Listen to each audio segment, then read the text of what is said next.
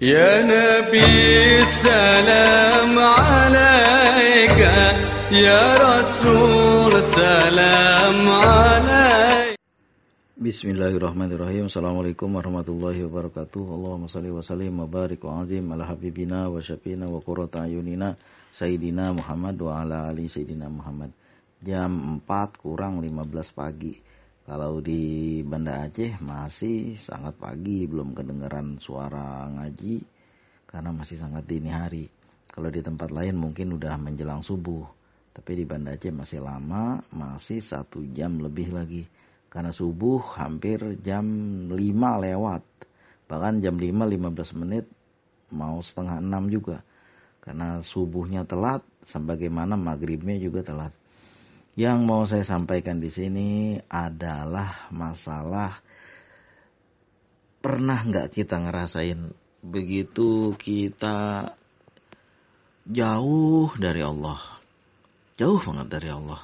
Kita sibuk dengan urusan dunia kita masing-masing, sibuk pagi, sore, siang, malam nyari duit, bahkan dari subuh sampai subuh lagi pikiran kita duit, proyek, duit, jualan, naik karir, naik pangkat, itu aja pikiran kita. Tahu-tahu kita terseret dalam dunia lain. Apa itu dunia lainnya? Dunia yang menjebak kita dengan kesengsaraan yang kita derita. Ada banyak, bahkan bukan hanya sekedar kita, masyarakat awam, orang yang ahli hukum pun dia bisa jualan hukum. Udah banyak kisahnya di sini. Saya baca bahkan ada seorang doktor hukum yang dihukum di seumur hidup gara-gara jual beli hukum. Itu namanya kita terpeleset ke dalam dunia yang sengaja atau tidak sengaja kita bawa sendiri, kita bikin sendiri. Kemudian ada juga yang terpeleset dengan lilitan hutang gara-gara apa? Ngejar urusan dunia, terlalu bersemangat, jadi kagak mikirin itu apa yang namanya riba, apa yang namanya halal, haram, kepikirin. Orang berpikir kebanyakan sambil main-main berseloroh atau apapun kisahnya.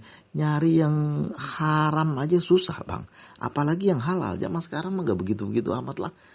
Ya memang bisa jadi kita terlepas dari masalah kita pada saat itu. Tapi masalah besar menghantui kita, mengancam kita di depan.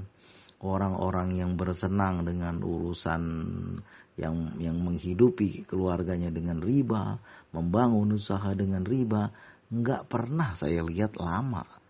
Apanya tuh, kesenangannya nggak pernah lama. Dulu tuh saya kecil-kecil, tahun 1980-an, rumah saya di depan.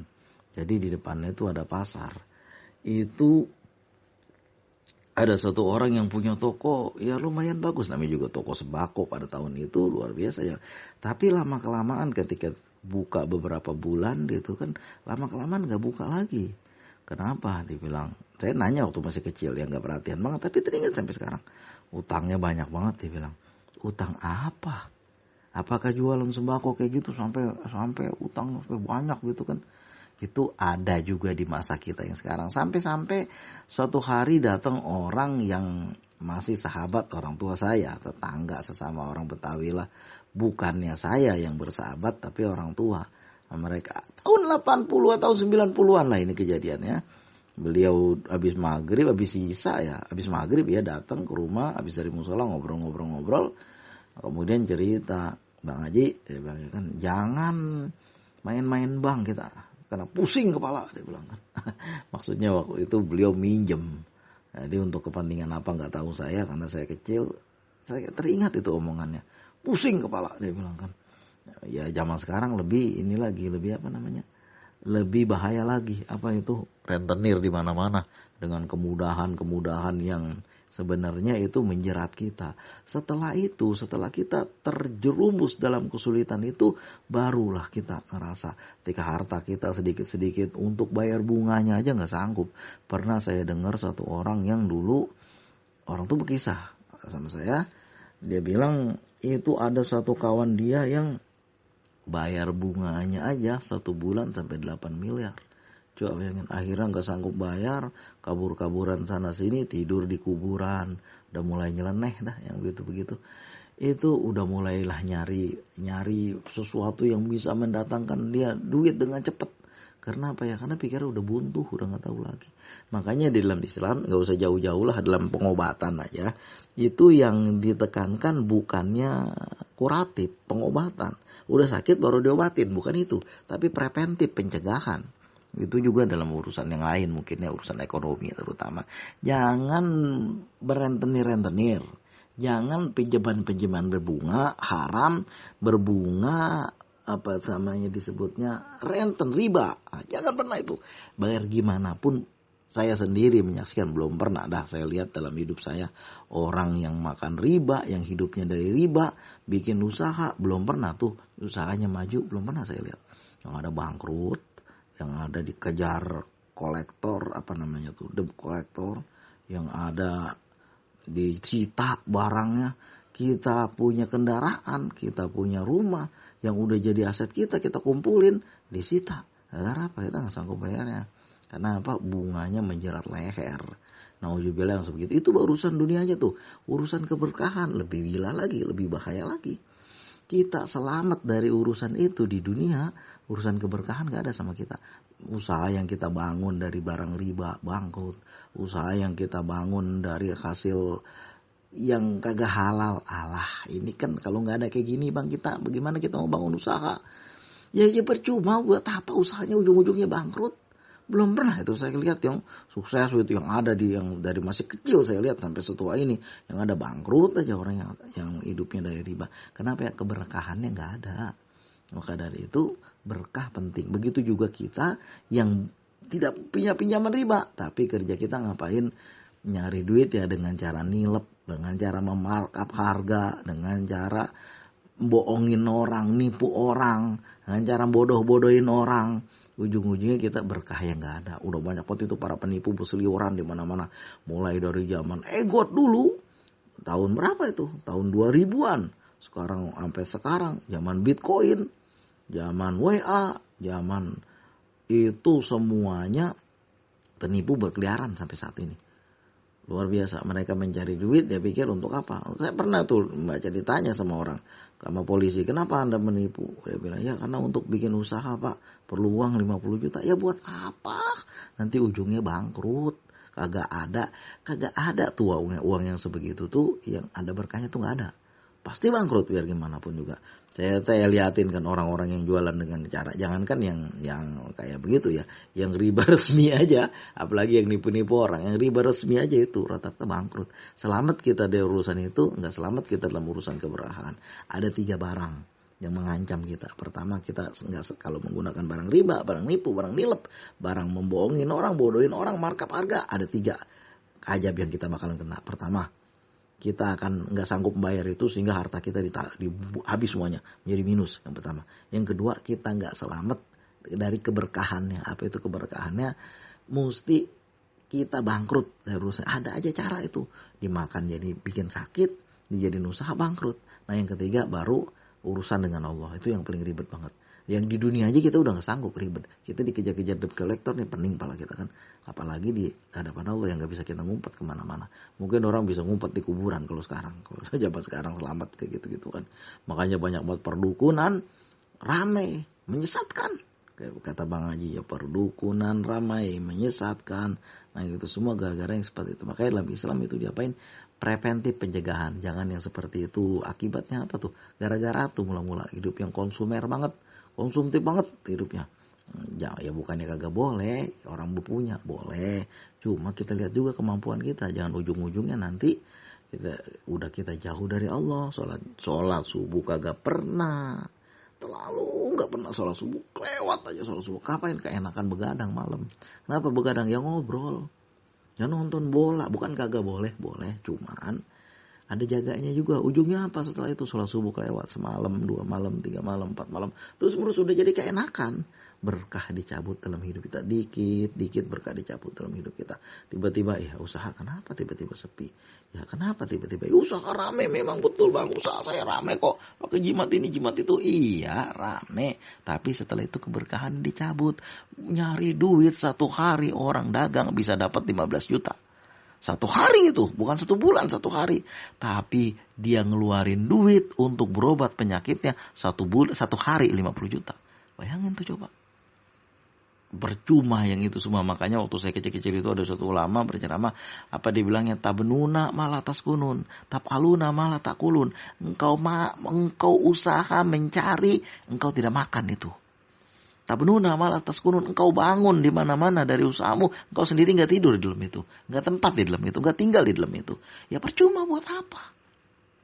Akhirnya apa? Keberkahannya nggak ada sama kita. Dosa yang ngumpul di kita. Mungkin orang berkata, alah zaman sekarang nggak usah suci-suci amat lah, so suci.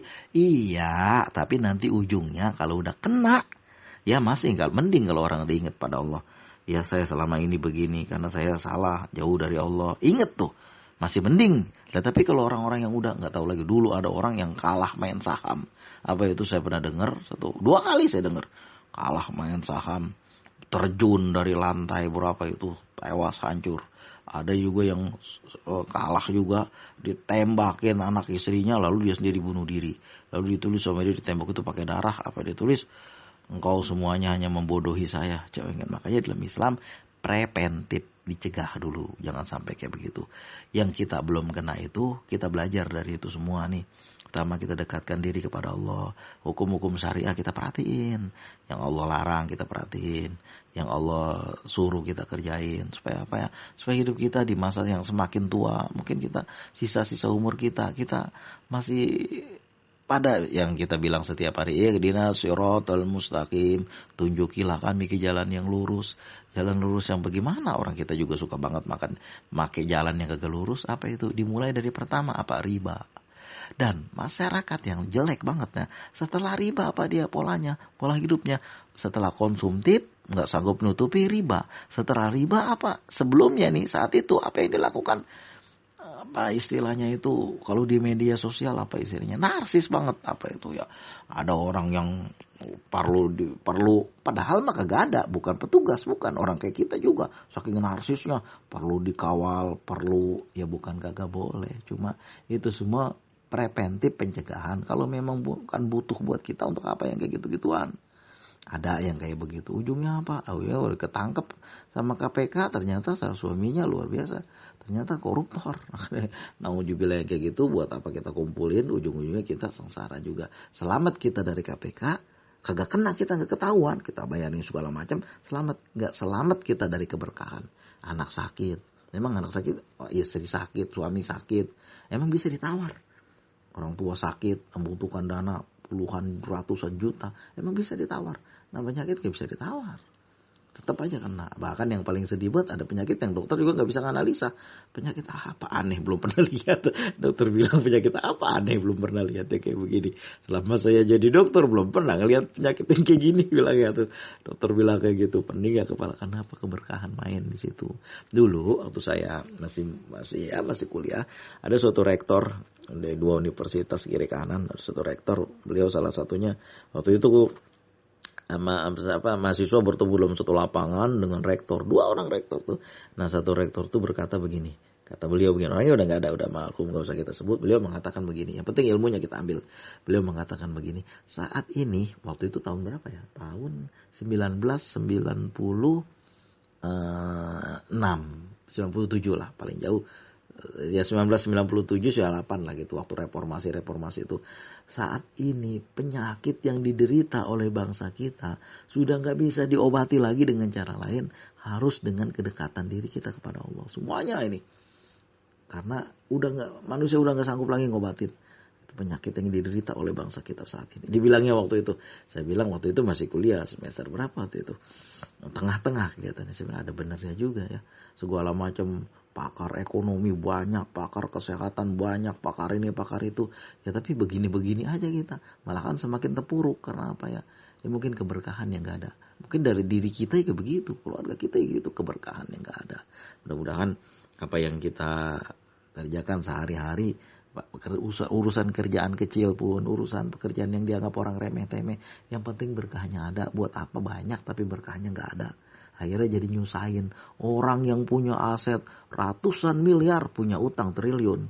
Hanya coba, mendingan kita yang biasa-biasa aja, tapi selamat aja. Usikum wa nafsi bitaqwallah. Yang mau saya katakan adalah jangan sampai kita udah sakit baru diobatin. Dokter cuma bisa nyaranin. Bukan hanya penyakit badan, penyakit semuanya. Penyakit kejiwaan, penyakit ekonomi.